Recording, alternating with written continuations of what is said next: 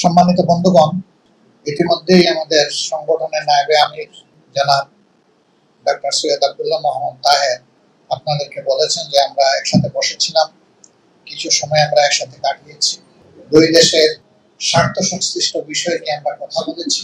পাশাপাশি আগামীতে আমাদের এই দুই দেশের সম্পর্ককে আরো কিভাবে একটা চমৎকার পর্যায়ে নিয়ে যাওয়া যায় সেই বিষয়ে আমাদের অভিব্যক্তি উভয়ই আমরা ব্যক্ত করেছি।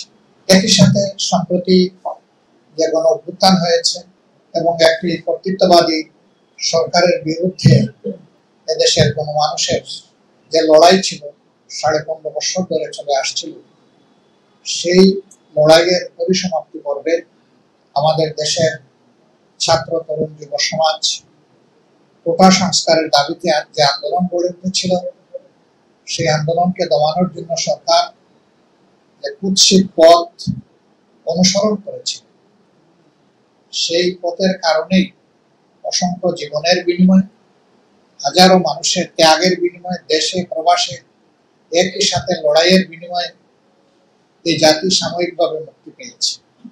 এই পর্বে বাংলাদেশ কিভাবে সামনে দেশের জনগণের উন্নতি, নিরাপত্তা এবং অগ্রগতি নিয়ে বিশ্ব সম্প্রদায়ের সাথে কাজ করতে পারে, বিশেষ করে বাংলাদেশ এবং কোরিয়া এই ক্ষেত্রে তাদের পার্টনারশিপকে আরো কিভাবে উন্নত করতে পারে সেই বিষয়গুলো আমরা আলোচনা করেছি।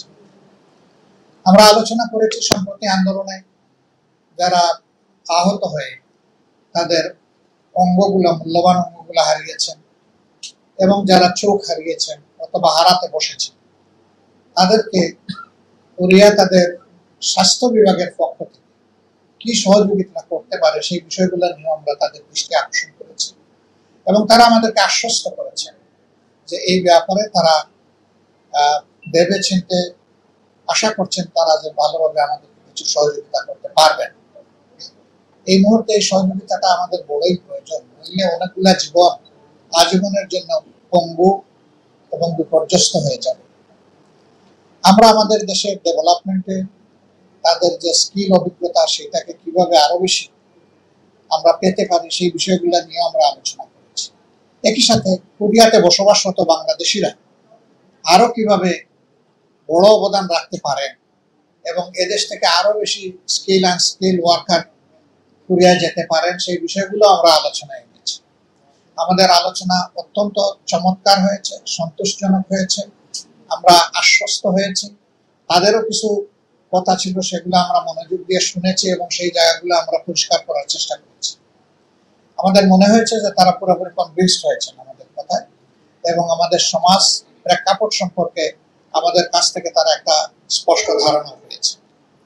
তো আমরা আবারও আমাদের দেশে কোরিয়ার যে মাননীয় রাষ্ট্রদূত আছেন তাকে আমরা আমাদের অন্তরের অন্তঃস্থল থেকে আমরা কৃতজ্ঞতা জানাচ্ছি। 15.5 বছর আমাদের উপর তাণ্ডব চলার পরে এই অফিস খুলে বসেছে আমরা মাত্র 2 মাস। এই অবস্থায় তারা আমাদেরকে দেখতে এসে আমাদেরকে সম্মানিত করেছেন, এই জন্য আমরা তাদের কাছে কৃতজ্ঞ, আমরা ধন্যবাদ জানাই। একই সাথে আমরা আশা করি দুই দেশ আগামীতে পারস্পরিক শ্রদ্ধা এবং সহমর্মিতার ভিত্তিতে আরো বেশি সামনে এগিয়ে যাবে, দুই দেশের সম্পর্ক উন্নয়নের একটা চূড়ার দিকে আগাবে এই প্রত্যাশা ব্যক্ত করে আপনাদের সকলকে, আপনাদের মাধ্যমে জাতিকে আমরা অভিনন্দন জানাই।